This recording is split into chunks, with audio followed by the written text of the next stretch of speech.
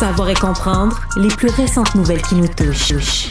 Ouais, ben, quelle descente aux enfers de cet avocat qui a été au cœur là, de plusieurs procès importants, maître Daniel Rochefort.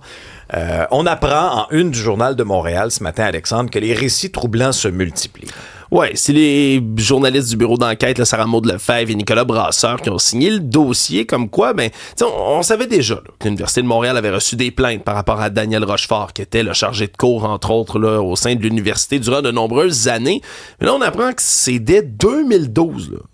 C'est 10 ans avant qu'on décide de le renvoyer de l'université. Puis on était déjà au courant de plaintes contre lui. Là. Puis des plaintes, là, que ce soit des commentaires sexuels, là, fixer une rousse dans sa classe en disant que les rousses sont cochonnes, de mettre sa braguette là, drette devant le visage d'une étudiante en 2014 en disant « Hey, faut que je m'enlève, faut que je me tasse de là, sinon je vais tacher mon pantalon. » Tu sais, des commentaires absolument dégueulasse. Et à l'époque, il y avait déjà eu des plaintes. Une première en 2012, l'étudiante en 2014 entend dire que finalement, ça a été classé sans suite, que l'université n'a pas donné suite du tout à tout ça.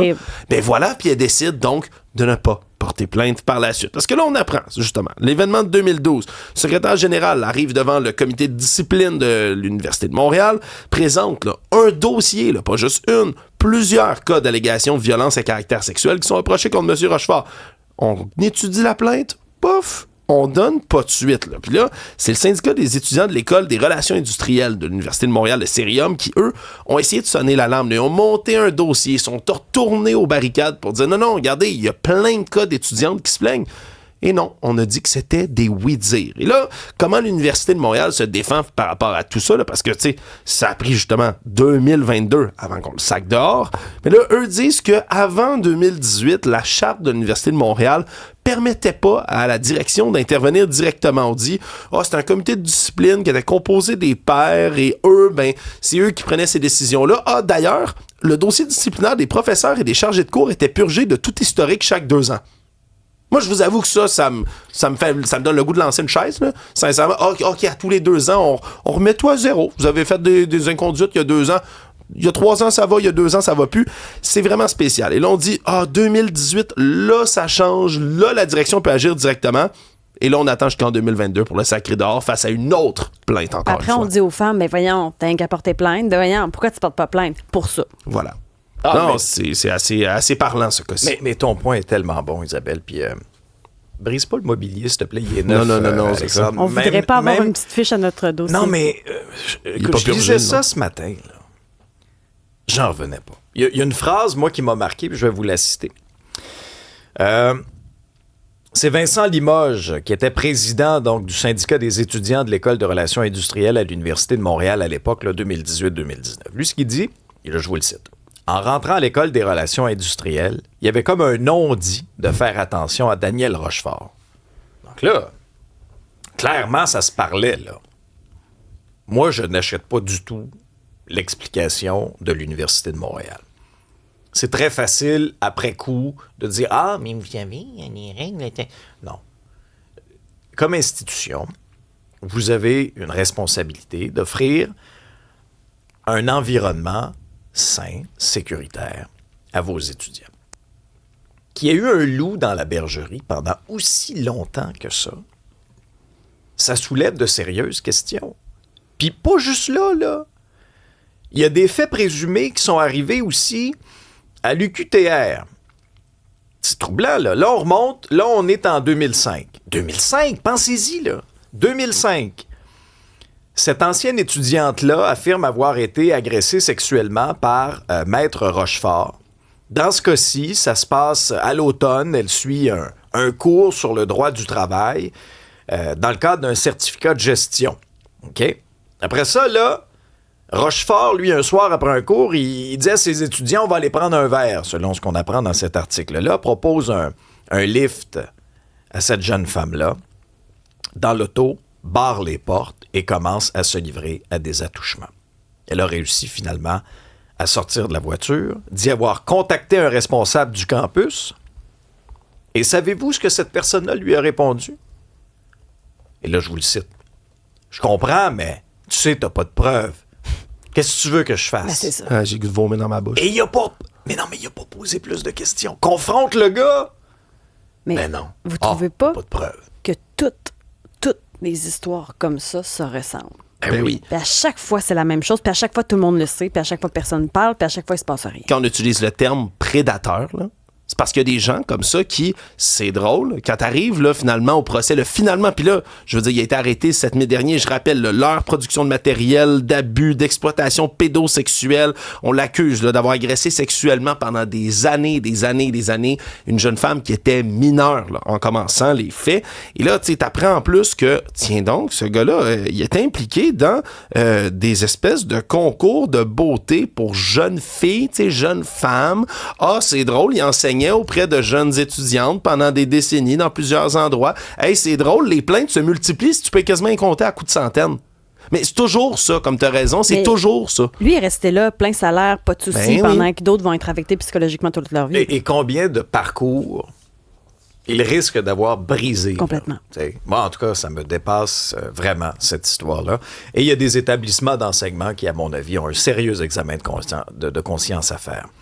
Bon, c'est une journée importante aujourd'hui quand même sur la scène économique, Alexandre. C'est la fin de la TVQ sur certains produits aujourd'hui, mais dans le concret, ça donne des maux de tête à bien des PME. Oui, parce que pour des grosses bannières, par exemple, ben, on a un gros système automatisé, on est capable là, quand même là, de modifier rapidement les prix, là, parce qu'il faut changer complètement le code de plusieurs articles qui vont être sujets justement là, à cette fin de TVQ qui a été annoncée par Christine Fréchette à la fin mai. Je rappelle, ça va coûter 100 millions de dollars par an au Trésor public, c'est à peu près 50 $ par année d'économie qu'on va donner à chaque famille, là, à condition, bien évidemment, de consommer les produits. Là. Il y a vraiment que le papier de toilette, moi, que j'ai pu voir, là, qui est comme un produit universel. Là. Le reste, ça peut aller, par exemple, sur la crème glacée, les desserts glacés, le lait glacé, les sorbets, les yogourts glacés. Comme je nomme ces produits-là, entre autres, parce qu'ils sont directement visés. Puis c'est ce qui vient compliquer le travail, par exemple, de l'Intermarché du plateau Mont-Royal, là, qui a été nommé là, par nos collègues du journal. Eux autres, c'est 20 000 codes qui doivent changer. C'est une PME familiale. Ils disent, on va pas y arriver. Là. On va continuer lentement, mais sûrement, à changer les codes, mais ça se peut qu'il y a des clients qui doivent nous le rappeler ou qui se rendent compte que ça s'applique pas nécessairement à tous nos produits pour l'instant.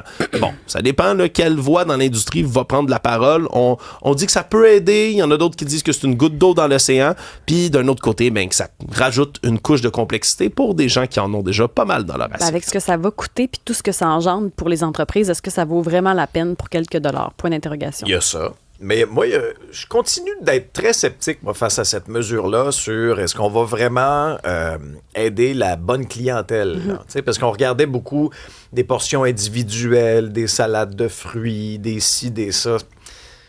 Souvent, là, les gens qui sont dans une situation financière précaire peuvent même pas se permettre ces items-là à l'épicerie. T'as raison. Puis là, alors, est-ce qu'on rate la cible de ce côté-là? C'est un peu comme les mesures. Souvenez-vous ce que M. Trudeau avait fait là, à l'aube des fêtes. Ça avait été un vrai casse-tête aussi. Ça avait été le bordel dans plusieurs commerces. Ça avait été critiqué. Est-ce que c'est une mesure vraiment qui sera efficace ou bon? C'est un peu électoraliste. On verra bien. D'ailleurs, restons en politique.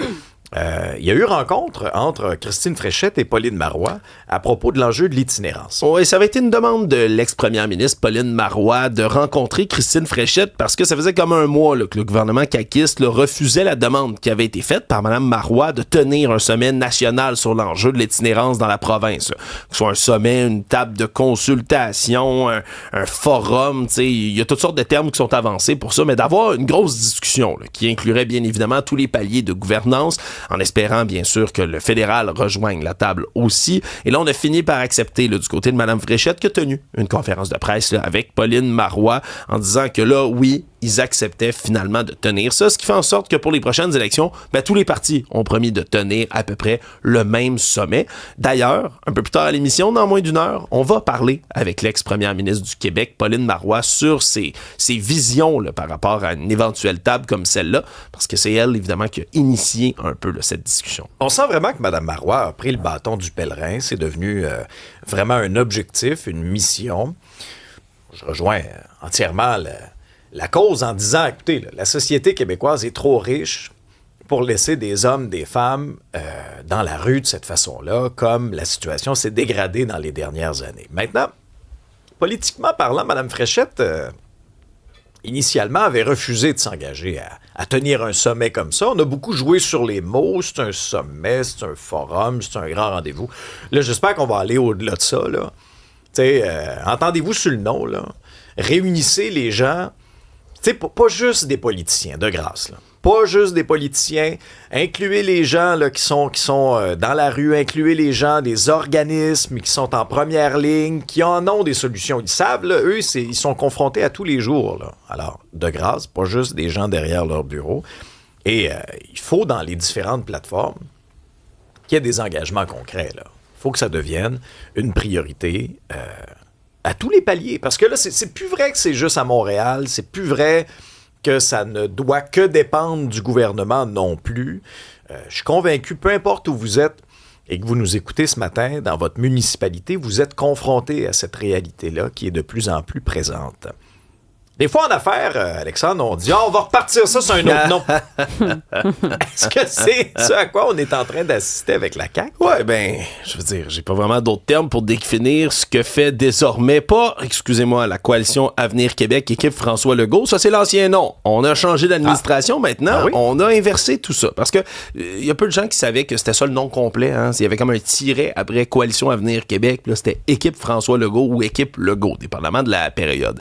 Et là, on a décidé de, même sur le site, là, c'est déjà officiel, regardez en haut à gauche du site de la CAQ, il n'est plus écrit CAQ. Là. Tu trouves une fois l'abréviation CAQ. Il n'est pas écrit Coalition Avenir Québec. Et un nouveau logo. Mais il y a un nouveau logo, une espèce de belle petite fleur de lys dans une bulle, on dirait, de bande dessinée. Hein?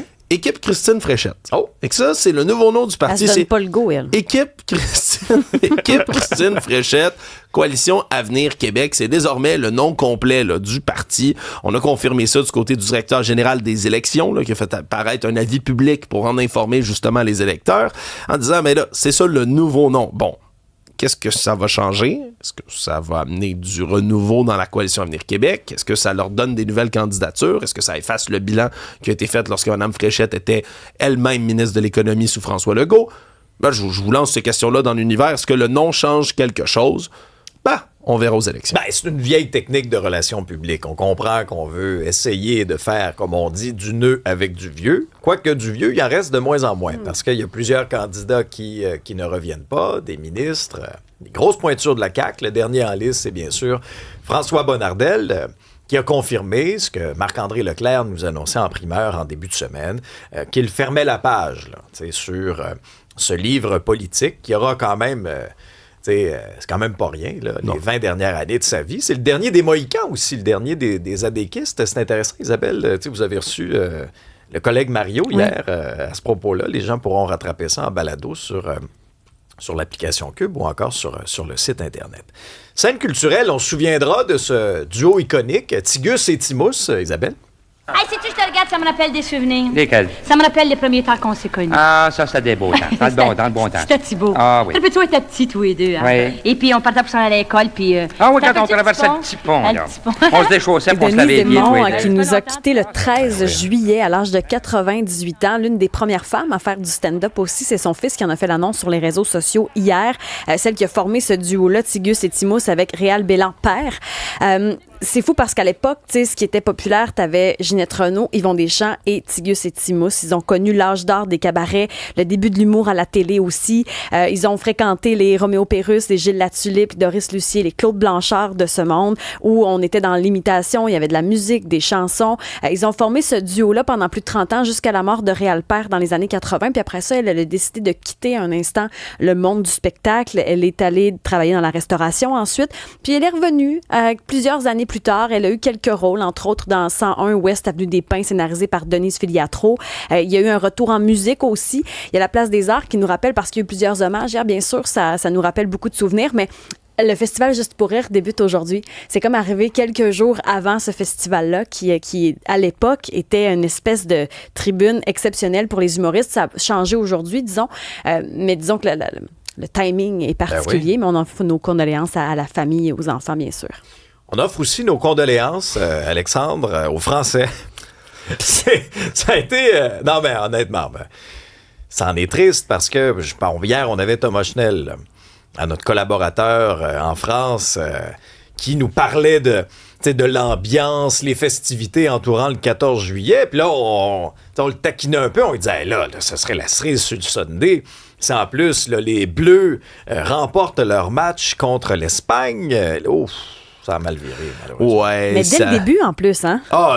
Les Français n'ont jamais été dans le coup. Non. On va le dire hier, puis malgré les excuses que leur sélectionneur a tenté d'énumérer hier là, lors de la conférence de presse après la partie en disant que l'arbitrage n'avait pas été de calibre, puis qu'il était fatigué. Puis...